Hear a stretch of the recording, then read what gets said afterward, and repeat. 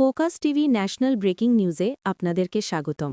আসুন জেনে নিই আজকের প্রধান সংবাদ শিরোনামগুলো। ত্রয়োদশ জাতীয় সংসদ নির্বাচনে অংশ নিতে পদত্যাগ করেছেন দেশের ১৭তম অ্যাটর্নি জেনারেল মোহাম্মদ আসাদুজ্জামান।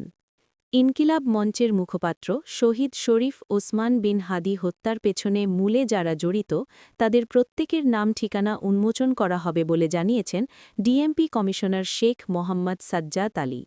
বঙ্গোপসাগরে তেল গ্যাস অনুসন্ধানে আগ্রহী আন্তর্জাতিক কোম্পানি না পেয়ে উৎপাদন বণ্টন চুক্তি পিএসসি ২০২৫ ফের পর্যালোচনার কমিটি গঠন করা হয়েছে।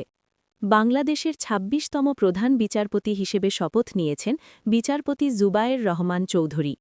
ভারত সরকার প্রতিশ্রুতি দিয়েছেন যে তাকে অর্থাৎ খুনিকে যদি ভারতে খুঁজে পাওয়া যায় তারা অবশ্যই বাংলাদেশকে সহায়তা করবেন, এমনটাই জানিয়েছেন তথ্য ও সম্প্রচার উপদেষ্টা সৈয়দা রিজওয়ানা হাসান।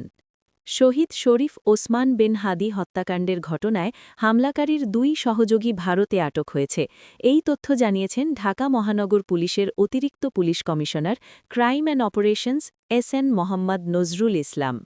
ত্রয়োদশ সংসদ নির্বাচনের জন্য প্রার্থীদের মনোনয়নপত্র সংগ্রহ ও জমার সময় শেষ হচ্ছে সোমবার ২৯ ডিসেম্বর বিকাল ৫টায়।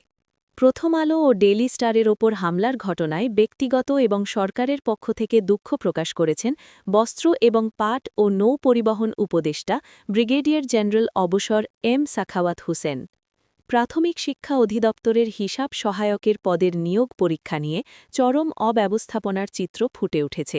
নিয়োগ বিজ্ঞপ্তি প্রকাশের দীর্ঘ ৯ বছর পর পরীক্ষার তারিখ ঘোষণা করা হলেও শেষ মুহূর্তে তা স্থগিত করা হয়েছে। ওসমান হাদি হত্যাকাণ্ডের ন্যায় বিচার নিশ্চিত করতে সরকার দৃঢ় প্রতিজ্ঞ বলে জানিয়েছেন স্বরাষ্ট্র উপদেষ্টা লেফটেন্যান্ট জেনারেল অবসর জাহাঙ্গীর আলম চৌধুরী। আগামী সংসদ নির্বাচন ও গণভোট সামনে রেখে সব ধরনের সাইবার নিরাপত্তা নিশ্চিত করার নির্দেশ দিয়েছেন জাতীয় সাইবার সুরক্ষা কাউন্সিলের চেয়ারম্যান প্রধান উপদেষ্টা প্রফেসর মোহাম্মদ ইউনুস। এগুলোই ছিল আজকের সর্বশেষ সংবাদ শিরোনাম।